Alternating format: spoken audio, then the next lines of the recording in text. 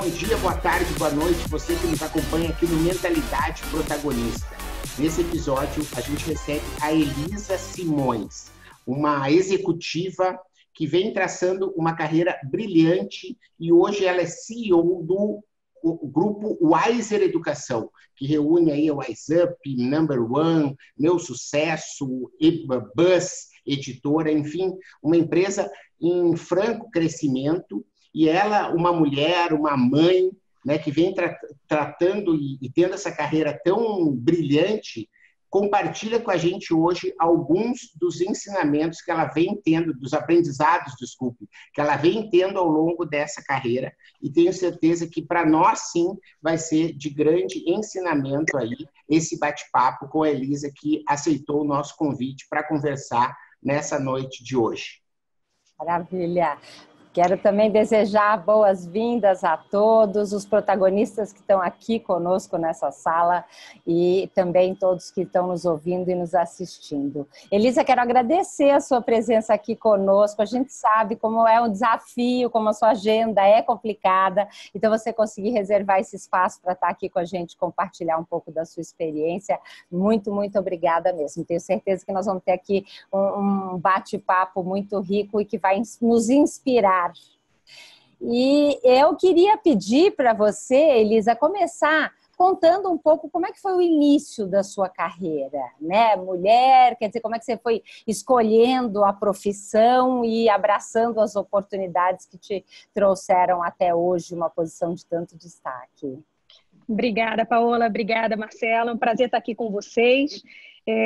Nós temos bastante sintonia, né, na nossa mentalidade empreendedora e para mim é um grande privilégio poder compartilhar essa mentalidade empreendedora em se tratando de família, né, e de carreira quando a gente é mulher e tem tantos papéis, né, a desempenhar.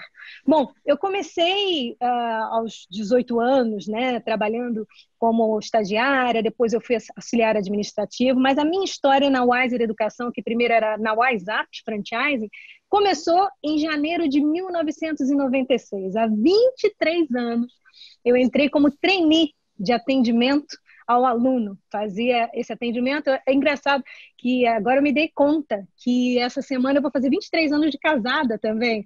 Então, quem me levou para a empresa foi o Edio. Ele já trabalhava na WhatsApp e a gente era noivo. E eu não estava satisfeita na empresa que eu estava trabalhando. Ele falou, vem fazer um teste aqui. E realmente eu fui, me apaixonei pela empresa. E aquele ano, de lá para cá, né, tem uma história de amor. E é claro que como mulher, já casei naquele mesmo ano, a gente é sempre muito complexo, né? Todo mundo tem 24 horas. E a gente tem o desafio de dar conta de tudo nas mesmas 24 horas. E eu sempre acreditei que era possível ser uma pessoa bem-sucedida na minha carreira, sempre me dediquei, mas também não quis abrir mão da família. O que muitas vezes acontece é que existe um paradigma na sociedade, um consenso social, que para ser bem-sucedido na carreira tem que abrir mão da família, ou vice-versa. Eu não tenho nada contra a mulher que toma a decisão, olha, eu vou abrir mão da carreira para cuidar da família, ou vice-versa, desde que seja por uma escolha e não por achar que não tem opção. Porque existe opção e a gente está aqui para provar que é possível. É verdade. E você tem quantos filhos? Que idade estão seus filhos? Como é que você conseguiu conciliar? Né? Porque às vezes o filho fica doente e para você crescer numa carreira como executiva e alcançar o posto mais alto dentro de uma grande corporação como você está hoje, isso envolve dedicação de muitas horas, às vezes viagens. Como é que foi aí esse desafio? Ai, filhos, né, são sempre a nossa prioridade, a nossa atenção e o nosso ponto fraco, né, Paola? Você tocou no nosso ponto fraco. Eu tenho 2 filhos, hoje um está com 18, o outro está com 19, e foram momentos tensos, né? Ao início, a gente, quando começa, eu voltei. No primeiro filho, o Ed tinha sido transferido para Curitiba e eu descobri que estava grávida lá, então eu fiquei sem trabalhar, né? Eu já cheguei grávida, pude me dedicar e estar mais tranquila. Mas no segundo filho, o Flávio já tinha vendido as escolas e o Edio tinha comprado a escola a WhatsApp Batel com a promessa de chegar em 200 fichas, a gente fazer a aquisição da escola, e ele me trouxe para trabalhar de volta. E aí, o que aconteceu? Com 20 dias do meu segundo filho, eu tinha um filho de 1 ano e 8, meu segundo nasceu, ia ficar 4 meses em casa, aquele combinado com o Flávio, a gerente administrativa da escola pediu demissão, e eu tive que assumir a escola. Então, eu tinha 2 bebês. E aí, é uma fase crítica. Não dá para a gente dizer que não é. Você fica sem dormir, você fica com sono alterado, e aí suas percepções ficam alteradas. Eu me lembro muitas vezes de sentar na cama e chorar. Eu quero dormir. Porque a gente é humana, a gente não pode esquecer. Nós não somos máquinas. Mas acredito que o que me deu força para continuar, primeiro foi a grande parceria que eu tinha com meu marido. Ele é aquele maridão de ajudar, de estar junto e de me incentivar. E o segundo é ter um entendimento que nós estávamos lutando pela mesma causa. Afinal, eu trabalhar, eu me realizar, eu estar lutando pela nossa escola, ia ser ia ter um resultado, um fruto que toda a minha família colheria.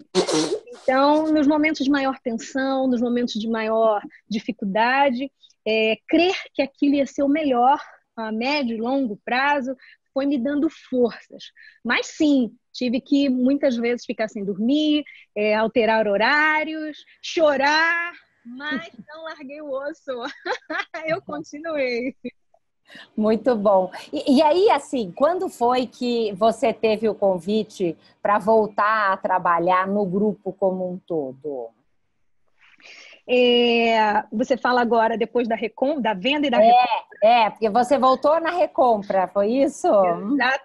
Exatamente. Dali, quando eu voltei já como franqueada, né, com os meus bebês pequenos, a gente cresceu, a gente teve 7 escolas, depois eu fui convidada a trabalhar com o Flávio na franqueadora, como secretária dele, depois cresci, virei gerente de franquias, diretora de franquias, e aí ele vendeu. E aí o sonho acabou, né? Ai, meu Deus, o que eu vou fazer agora? Mas, na verdade, eu já queria mesmo ter um tempo em casa, até então eu nunca tinha parado depois que os meus bebês tinham nascido. Eles já não estavam mais bebês, né? Já estavam adolescentes. E aí eu aproveitei e dei uma pausa no tempo que o Flávio esteve fora. Quando ele resolveu comprar o WhatsApp de novo, ele chamou todos os diretores novamente. Eu já estava com outros projetos.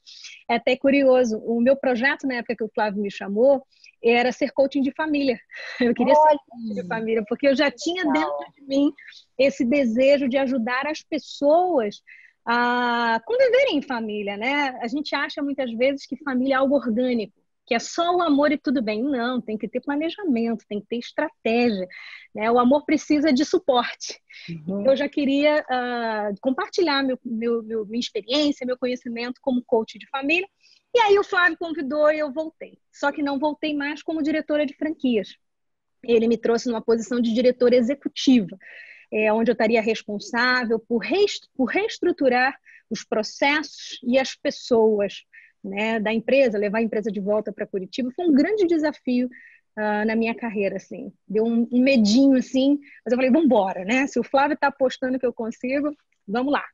Olha só que bacana. E eu queria que eu ouvisse um pouco a sua experiência de trabalhar marido e mulher juntos. Porque eu tive essa experiência, só que no caso, meu marido veio trabalhar comigo na lavanderia e eu confesso que os dois com personalidades muito fortes, eu tive muita dificuldade. Então, eu queria entender um pouquinho aí de você, quais foram os segredos para vocês trabalharem juntos e se dentro da grande estrutura que tem hoje, vocês são pares, ele está ligado ou não dentro da sua estrutura, como é que funciona isso? Bem interessante a sua pergunta, Paola, porque diante de tantos desafios, a gente ainda tinha esse, né? Marido e mulher trabalhando juntos. Bem, graças a Deus, a gente cresceu como pessoa profissional, sem um ser chefe do outro. Eu não sei se ele fosse meu chefe ou se eu fosse chefe dele, se teria funcionado até aqui. porque a gente é muito parecido, né? Geralmente você vê assim, não, os opostos se atraem. Não, a gente é bem parecido, os dois são bem dinâmicos, bem ativos, bem exigentes e bem mandões. Então, a gente teve a sorte de trabalhar em departamentos diferentes e ter também a mentoria do Flávio, né? Porque, imagina, hoje todo mundo sabe quem é o Flávio, mas a gente conheceu o Flávio antes dele ser o Geração de Valor. Então, ele realmente nos ajudou, nos ajudou na formação da pessoa que a gente é, né? São muitos anos, eu era uma menina quando comecei a trabalhar com ele, o Ed era um rapaz, mas também como profissional. Isso nos ajudou muito a estar alinhado. E a gente tinha também o exemplo do Flávio, né? Ele sempre trabalhou ao lado da esposa dele, ele sempre fez questão de trabalhar com a Luciana, e até assim, ele era o chefe direto da Luciana e a gente aprendeu muito com eles. Não tem receita, mas se eu pudesse dar o que você precisa levar em consideração na hora de trabalhar com o seu marido, né? Ser par, no nosso caso nós éramos pares, né? Ele numa área e eu em outra. Eu acho que primeiro é o respeito. Você precisa respeitar os papéis, né? Isso vale, inclusive, se um for chefe do outro, né? Quando você respeita o papel, você sabe o momento que você está falando como amiga, como mulher, e até mesmo se for um caso de subordinação, como uma chefia. E quando você respeita esses papéis, você consegue ter mais maturidade de lidar sem levar para o pessoal, achar que é isso, achar que é aquilo. É pelo bem do projeto. E a gente teve essa sorte, porque eu acho que trabalhar com o marido, eu adoro, eu acho que assim, é uma sorte a gente poder estar lutando pelo mesmo projeto, pelo mesmo ideal. Então, acho que em primeiro lugar é o respeito. Segundo é transparência. Às vezes a gente fala de transparência e acha que é falar a verdade. Tem que falar a verdade. Eu também acho que é. Mas, primeiro, é falar a sua verdade e ouvir também a verdade do outro.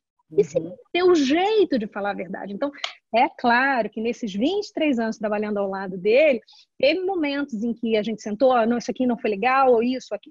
Tem, claro que sim. Ou até mesmo questões, às vezes, né, aconteceu, tipo assim, eu atendi os alunos que ele matriculava quando a gente estava na escola, né? Então, você imagina, o aluno, ele que matriculou, ele é comissionado, e aí o aluno vinha cancelar e pedir a devolução da matrícula. Então, tem aqueles dilemas éticos, né? E agora?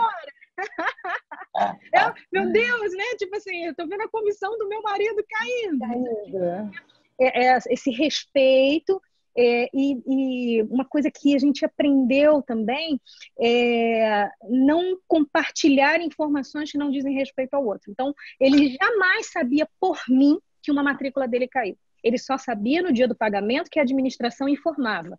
A sua comissão são esses alunos, que esses aqui a gente devolveu, mas jamais por mim. Então, foram estratégias que a gente foi aprendendo para lidar. Então, acho que é esse respeito, essa descrição, respeito nos papéis, eu acho que essa descrição, se não é para saber, não é para saber. Até hoje, né, funciona muito assim. Ele sabe de coisas antes de mim, eu sei de coisas antes dele, e tudo bem. A gente entende que isso faz parte do contexto. Maravilhoso, maravilhoso.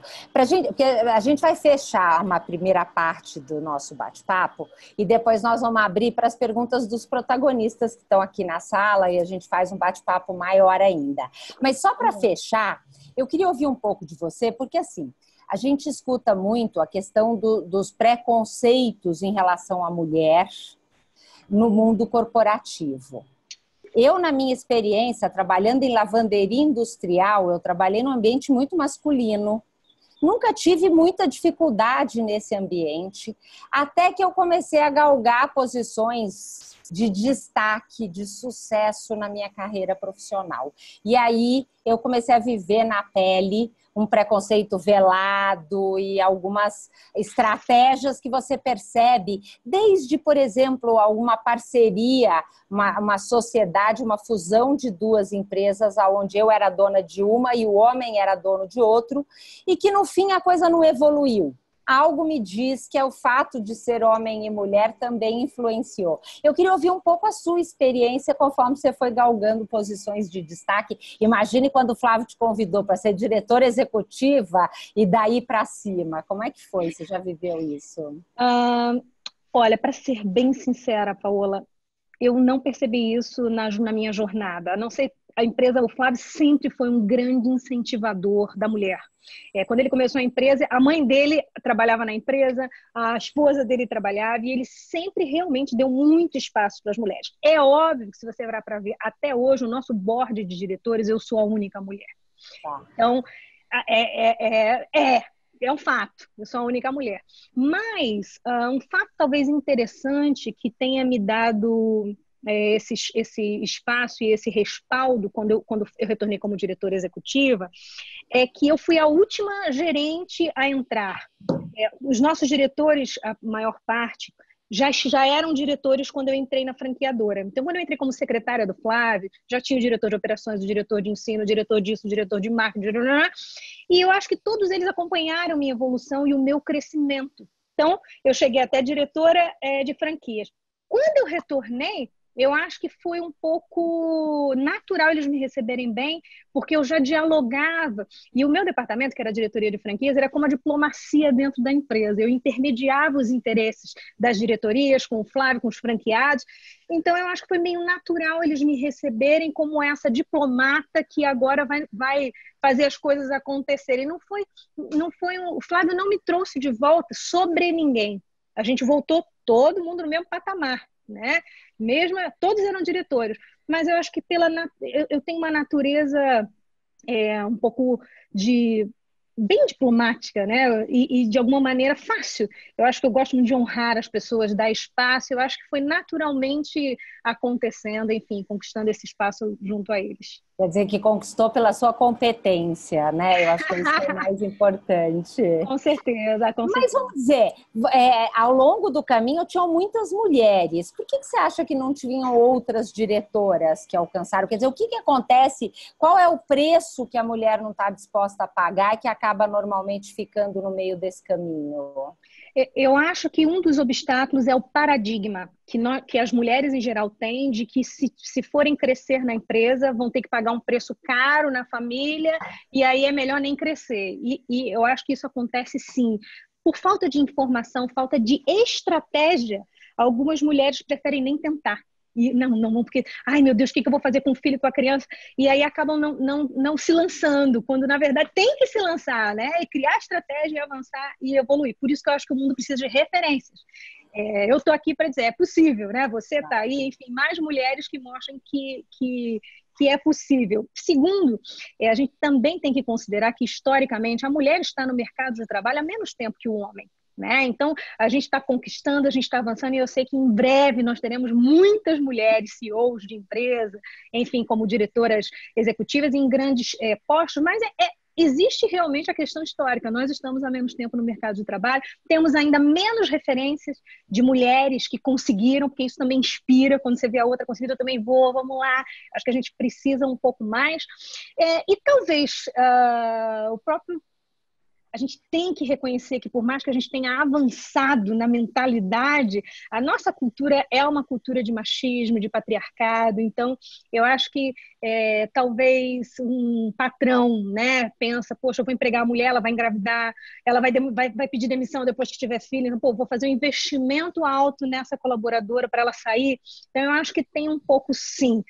Se a gente, não sei se isso é preconceito ou se isso é uma questão de matemática, de repente, enfim, de visão, mas eu acho que tem um pouquinho disso também, de algumas empresas não darem tanta oportunidade por essas questões que acontecem por ser mulher. Com certeza. Nossa, maravilhoso. Olha que delícia, né? Então, agora eu quero agradecer a todos que acompanharam aqui o podcast Mentalidades Protagonistas, porque a gente vai dar continuidade, mas exclusivamente para os protagonistas. Então, se você quer conhecer o nosso programa, acesse o site sejaumprotagonista.com.br. Venha participar dessa turma incrível de empreendedores que crescem juntos.